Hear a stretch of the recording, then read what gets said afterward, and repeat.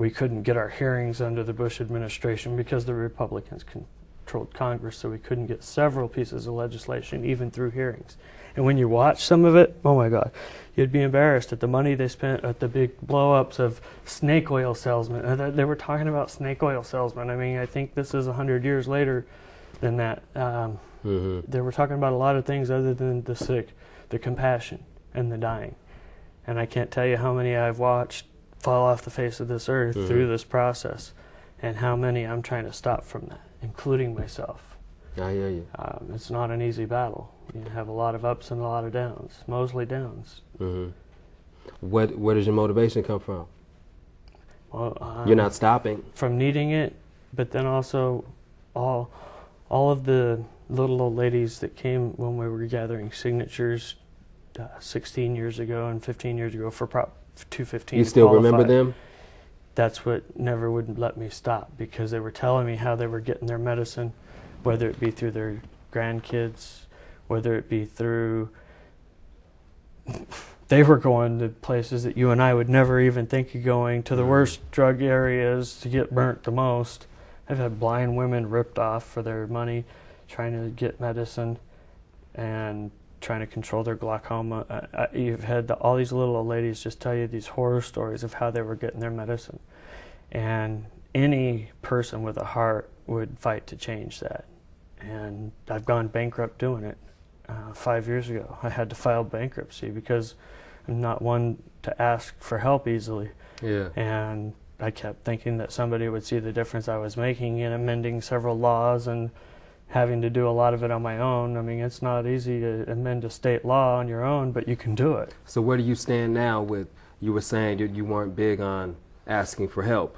Got to have help or I'm not going to make it, even me. And I mean, I can't even start my meds right now until I know I'm going to have a roof in 30 days. And yet I still got all these people I'm trying to fight for. And I know there's a lot of people in the same position. You can't get the same help that you can get through being homeless, through being sick, that you need because you need medical marijuana. You're actually discriminated against because of the medicine that you need to take the medicine to save your life. And that's something we have to put a stop to quick.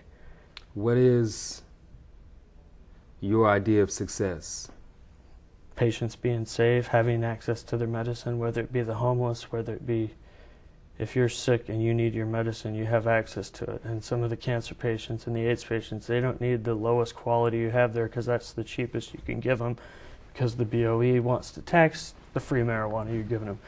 We need the high quality medicine. I would die on that medication.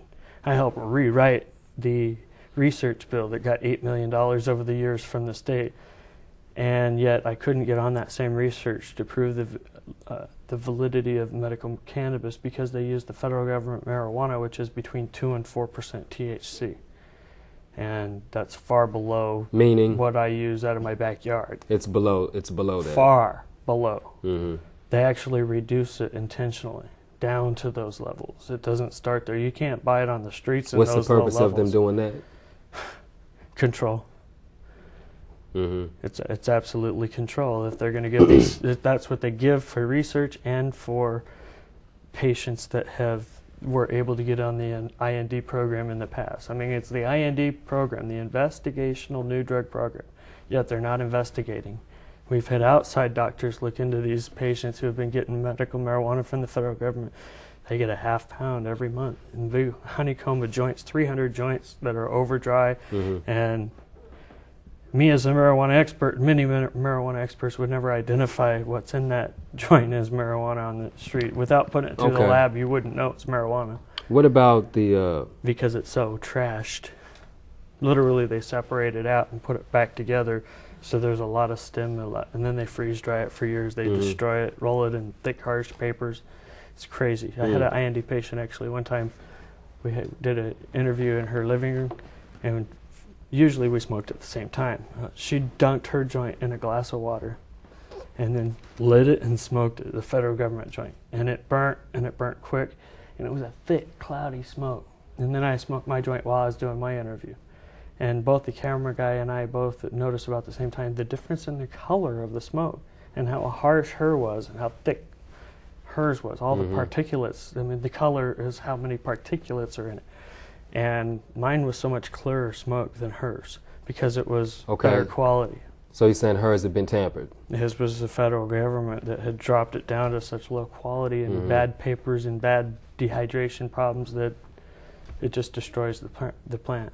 This is happening today. That's what they that's what they insist on doctors researching with. Medicine that would kill people because it's such low quality. And only because they destroy the quality is it that way. I mean, I've written the federal government telling them I grow pot better than them and that's what I need, and really put it to them that, hey, why are you giving it to these people and I'm just not one of the lucky ones, although that would kill me to be on that marijuana. But even during the research, I helped change that bill, yet I could not get on the same program to prove the efficacy. And then they forced us to use that low-quality marijuana that'll only help people who have never smoked marijuana. And if that, I mean... So that's how it works. That's how it works.